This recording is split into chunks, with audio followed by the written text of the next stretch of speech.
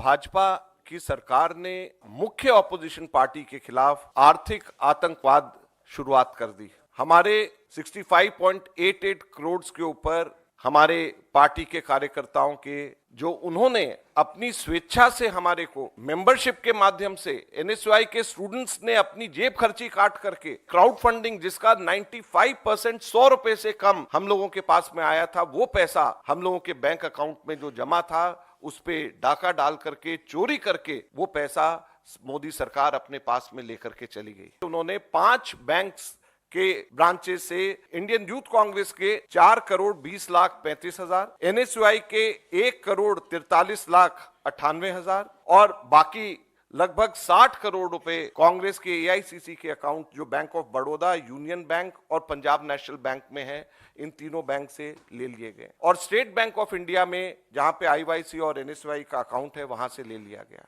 हम सब लोग इनकम टैक्स देते हैं, खरगे जी भी इनकम टैक्स देते हैं, राहुल जी भी इनकम टैक्स देते हैं, हम सब इंडिविजुअल्स इनकम टैक्स देते हैं, लेकिन पॉलिटिकल पार्टी इनकम टैक्स नहीं देती। अगर आपको कंपेयर करना है तो भारतीय राष्ट्रीय कांग्रेस को भाजपा से कंपेयर करिए, दूसरी नेशनल पार्टी से कंपेयर करिए। क्या भाजपा ने आज तक के कभी भी इनकम टैक्स दिया? क्या भारतीय जनता पार्टी के ऊपर कभी भी पिनलाइज करके कभी भी इनकम टैक्स लिया गया? हम लोगों के पास में जो पैसा आता है, ये पैसा हमारी देश के राजनीति के लिए, डेमोक्रेसी को जिंदा रखने के लिए वो पैसा खर्च किया जाता है। ये इनकम नहीं है, कोई किसी की इनकम नहीं हो रही है, इसलिए पॉलिटिकल पार्टीज को हमेशा इनकम टैक्स से अलग रखा जाता है। हमेशा पॉलिटिकल पार्टीज इसी वजह से इनकम टैक्स एग्जेम्प्टेड होती हैं हमेशा। भारतीय जनता पार्टी ने आज तक कभी भी पेनल्टी नहीं दी, भारतीय जनता पार्टी ने आज तक कभी भी इनकम टैक्स नहीं दिया, तो फिर कांग्रेस से क्यों मांगा जा रहा है? और उनको भी, सरकार को भी अच्छी तरीके से पता है कि ये गैर कानूनी है और अंततः हमको इसमें हर हालत के अंदर हमको ये पैसा वापस हमारे को मिलेगा ही मिलेगा, कोर्ट से हमारे को मिलेगा ही मिलेगा।